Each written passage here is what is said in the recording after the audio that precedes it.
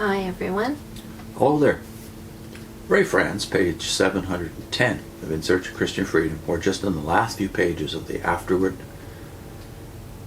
Ray has been discussing, I think very fairly, the frankness and the openness of those scholars that he's interacting with. He's named Cornelius Plantinga and Emil Brunner among those who he finds frank and cautious in their representations of something they do believe, that is the Trinity. Mm-hmm. And now he calls us all, whether we're Unitarian or Trinitarian, in sympathy to think about the more important point as far as Ray is concerned, which is dogmatism and judgmentalism of those we disagree with. So Ray says, even as other quotations coinciding with Brunner's could be made, so could quotations contrary to his. I do not agree with some of his viewpoints. Verse-by-verse discussion of relevant scriptures could be made, and claims pro and con could be presented. That is not my purpose here. My intent in this instance is not to argue against certain doctrines, but against the dogmatism and judgmentalism that sometimes accompanies them. What I have quoted is solely to demonstrate that there are highly respected scholars who, though certainly in no sense supportive of Watchtower claims, do not view the questioning of the scriptural foundation of this doctrine in its traditional orthodox form as the result of either ignorance or a cult-like mentality. Of greater seriousness to me, it illustrates why I cannot sympathize with those who take a judgmental attitude toward others, because such one's view does not coincide with their own, with those on each side of the issue categorically denying that those on the other could possibly be Christian. I find it notable that, in contrast to the degree of moderation, caution, and balance expressed by the sources already cited, often persons whose academic credentials are immensely inferior are among those most insistently dogmatic and judgmental on these same topics. I have no question that some of the arguments and reasonings they employ would be viewed as completely unworthy of consideration by these same respected scholarly sources. Whether we are learned or unlearned, I believe we must guard against dogmatism and judgmentalism, as indicative not of wisdom and discernment, but of both smallness of mind and smallness of spirit and heart.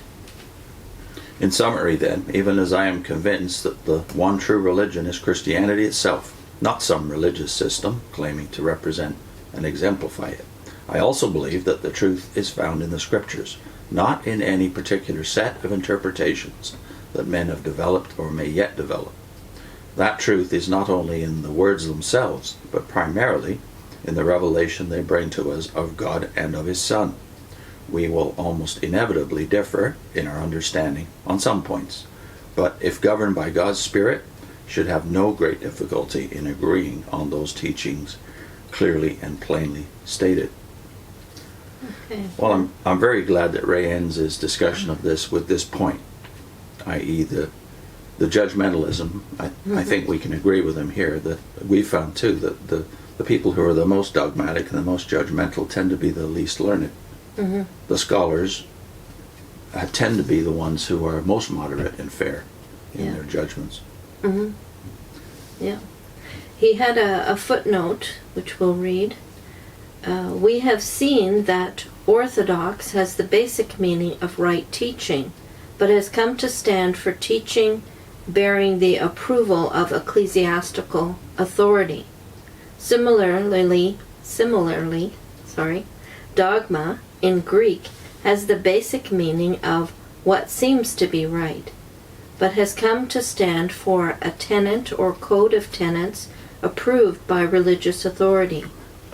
Dogmatism stands for positiveness in assertion of opinion, especially when unwarranted or arrogant. If a teaching is clearly taught in Scripture, it warrants our acceptance as right teaching, true doctrine, something we can affirm and hold to with confidence. When such foundation is questionable, however, insistence on the teaching constitutes dogmatism. Again, I have to agree with him, except in the use of the word authority with him. When he says ecclesiastical authority or religious authority, I think most of us think of some kind of weight that puts pressure on those beneath to conform or to be uniform in their viewpoint.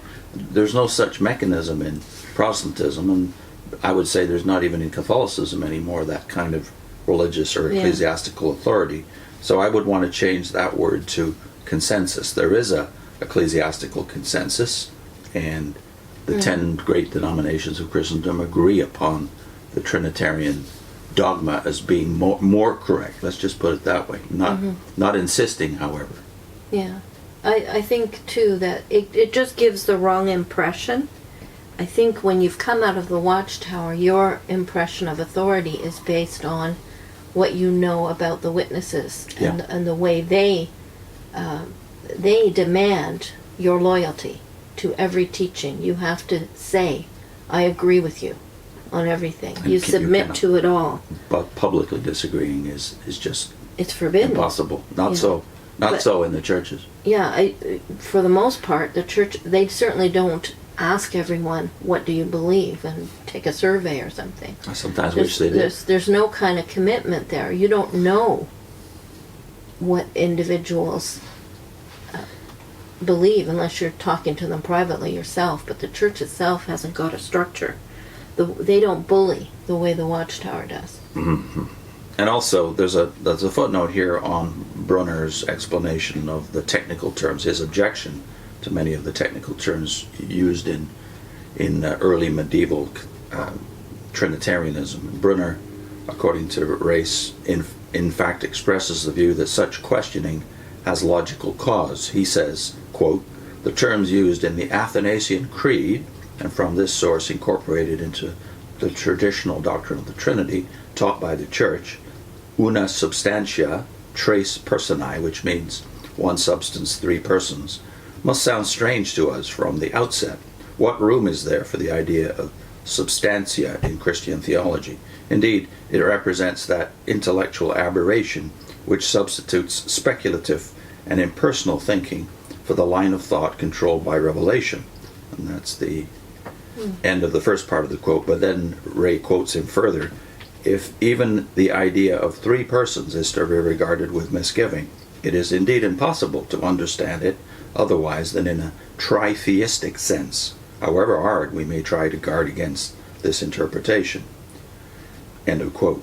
Then Ray says he thus makes evident that while it is easy to say that, quote, each of the three persons is God, and yet there are not three gods but one, end of quote, it is not possible to think in those terms, and efforts to do so in actuality result in thinking of three gods.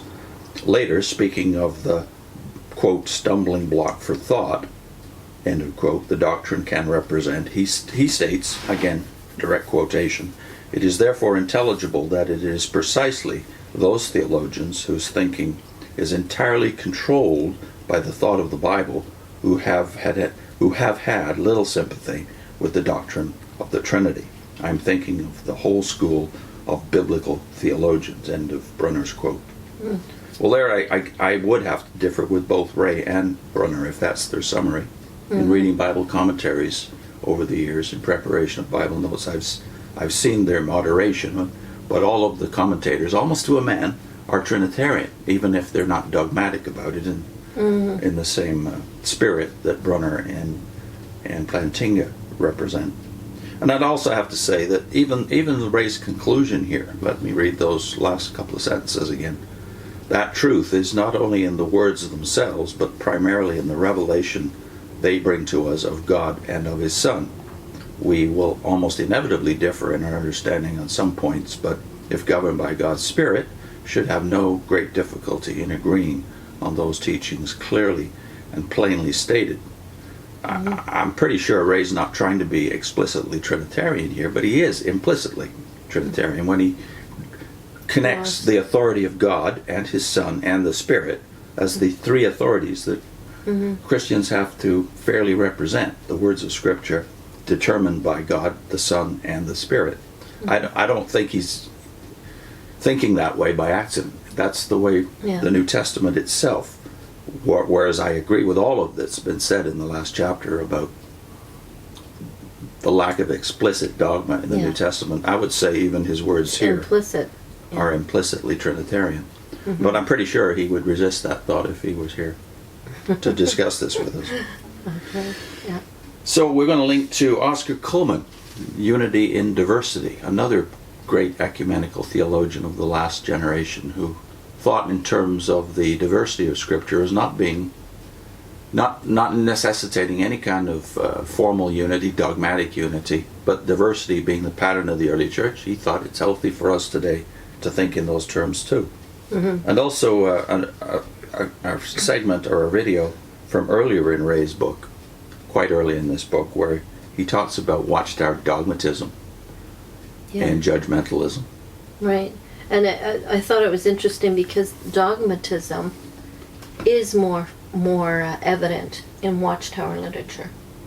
That was one of the things that kind of upset me when I started to read back, and I could see this dogmatism in the Watchtower. But when I read commentaries or different Christian books, that spirit isn't there. There's more of a